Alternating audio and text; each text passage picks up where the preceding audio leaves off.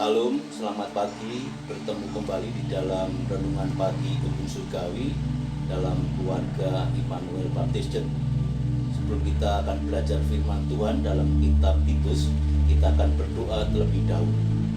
Bapa yang bertata di surga, di dalam nama Juru Selamat kami yang hidup, Tuhan Yesus Kristus, yang telah kembali naik ke surga menyediakan tempat bagi kami orang-orang percaya. Kami bersyukur ketika kami masih ada di dunia ini, Engkau telah mengutus Roh Kudus untuk menjadi sumber pertolongan, kekuatan, penghiburan, dan sumber kebenaran kami. Kami bersukacita, dipercayai dan beroleh anugerah keselamatan, dan kami siap bukan hanya mendengar, paham firman Tuhan, tapi kami juga siap untuk mengerjakan kabar baik, mengerjakan firman-Mu sebagai perubahan hidup kami, untuk menceritakan kembali kabar baik kepada orang-orang yang belum percaya. Di dalam nama Tuhan Yesus Kristus, kiranya firman-Mu tidak berlalu dengan sia-sia. Haleluya. Amin. Salam Bapak Ibu Saudara.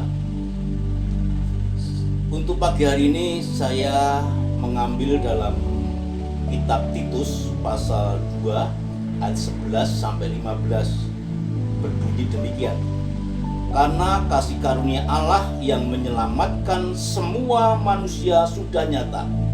Ia mendidik kita supaya kita meninggalkan kefasikan dan keinginan-keinginan duniawi, dan supaya kita hidup bijaksana, adil, dan beribadah di dalam dunia sekarang ini dengan menantikan penggenapan pengharapan kita yang penuh bahagia dan pernyataan kemuliaan Allah yang Maha Besar dan Juru Selamat kita Yesus Kristus, yang telah menyerahkan dirinya bagi kita untuk membebaskan kita dari segala kejahatan dan untuk menguduskan bagi dirinya suatu umat kepunyaannya sendiri yang rajin berbuat baik.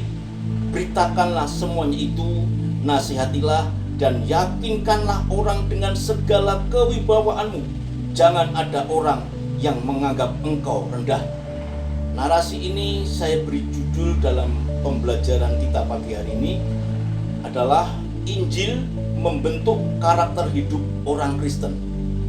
Ketika kita sudah menjadi pribadi baru, patutlah kita memiliki cara hidup Kristen yang benar, seperti yang dialami oleh Titus, murid Rasul Paulus, bukan orang Yahudi, tetapi mampu menjadi rekan kerja ketika dia diutus di Kreta untuk menghidupi persekutuan, menghidupi perintisan yang dikerjakan Paulus. Titus mampu mengerjakan itu, sehingga dia diharapkan lewat surat yang dikirimkan Paulus bahwa dia memang benar anak rohani Rasul Paulus, di mana dalam surat yang dikirimkan tersebut ada kondisi yang mengerikan, karena di situ ada penyelewengan, ada penolakan, ada hal-hal yang membuat para murid, para pengikut umat permulaan, orang-orang Kristen yang baru itu ada yang melakukan kejahatan-kejahatan iman, di mana mereka menyelewengkan kabar baik. Mereka mengaku mengenal Allah, tetapi dengan perbuatan mereka menyangkal Dia. Ada di dalam pasal 1 ayat 16 sebuah penyangkalan, penyelewengan tentang kabar baik, tentang Yesus Kristus. Bahkan mereka keji, mereka durhaka, tidak sanggup berbuat sesuatu yang baik. Kewajiban Titus memberikan penegasan lewat surat yang dia terima, agar kriteria orang Kristen yang dikhususkan, pribadi yang sudah baru itu dibina lewat surat penggembalaan yang Paulus kirimkan, agar kehidupan orang percaya itu menghidupi ajaran yang sehat, menghidupi kebenaran, di mana seorang laki-laki hidup sederhana, terhormat, bijaksana, kasih. Dan yang perempuan-perempuan, hendaklah mereka hidup sebagai orang-orang yang beribadah, jangan suka memfitnah, jangan menjadi hamba anggur, dan seterusnya dan sebagainya. Di awal pasal 2 ayat 1 sampai 10, Bapak Saudara. Oleh karena itu Bapak Saudara, lewat pengajaran inilah, lewat karakter Injil yang mengubahkan inilah harapan Paulus kepada Titus.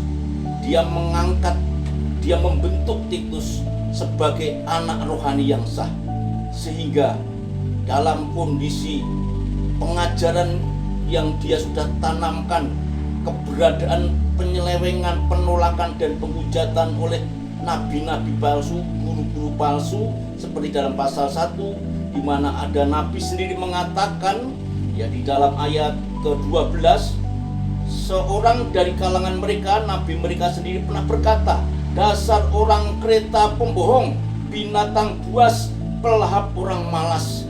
Ya, itu dinyatakan dalam suratnya, benar bahwa kesaksian itu benar, karena itu tegurlah mereka dengan tegas supaya mereka menjadi sehat dalam iman.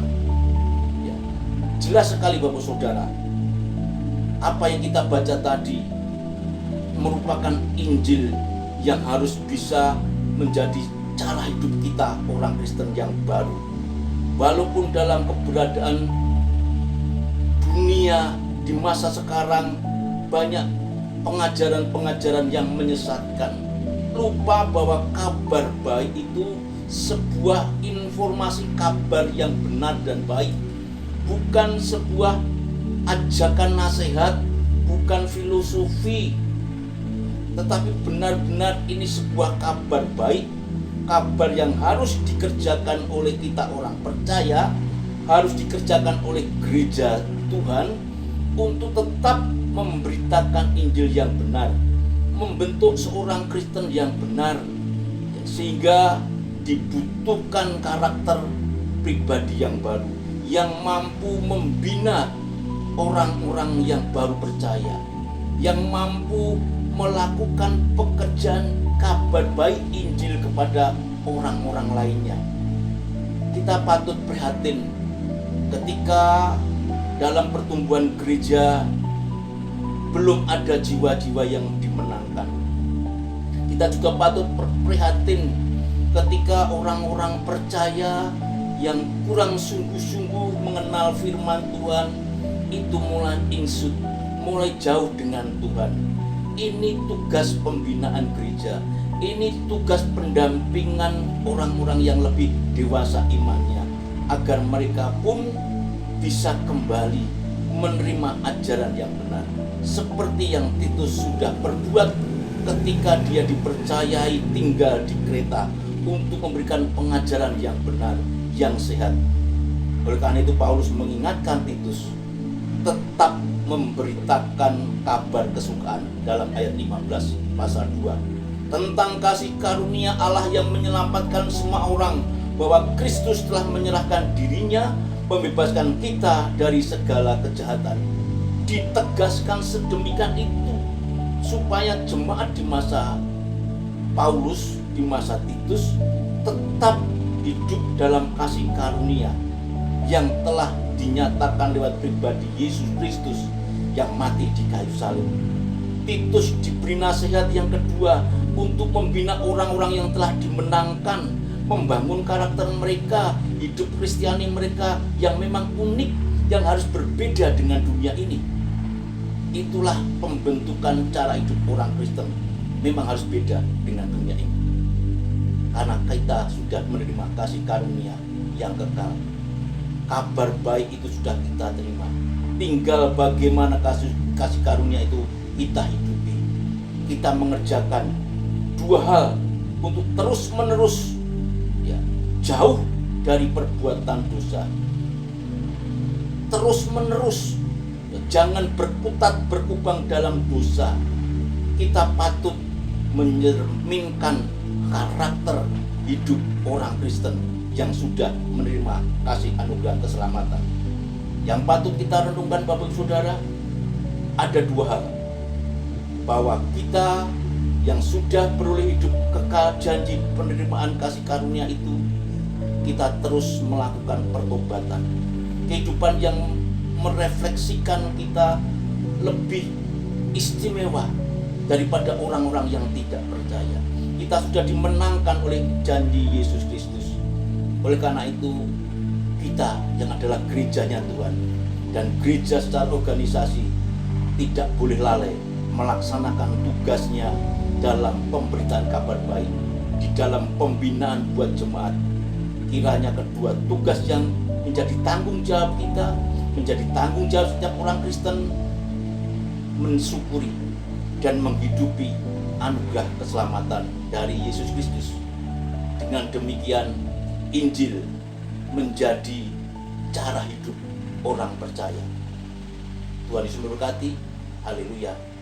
Amin.